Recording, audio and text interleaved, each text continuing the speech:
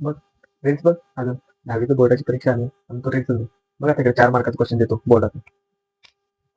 10वी state Maharashtra board त्याचा प्रश्न आहे बाकी किती मार्काला आहे मॅथ्स मार्क 1 4 मार्काचा क्वेश्चन देतो बघा.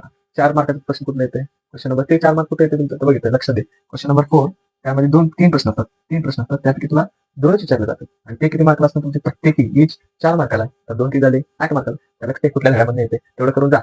4 आणि 4 8 मार्क तुला फिक्स करून जाते.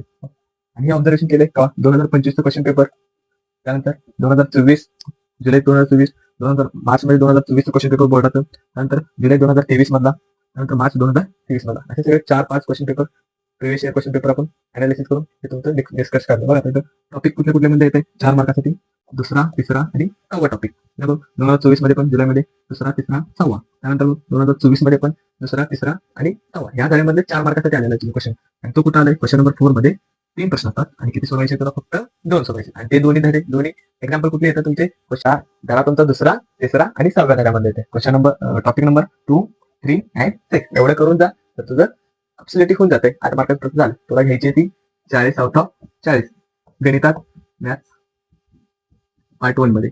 त्यासाठी माझ्या इंस्टाग्राम चॅनलला फॉलो कर आणि हे व्हिडिओ सेव्ह कर तुला लक्षात येईल. Okay thank you.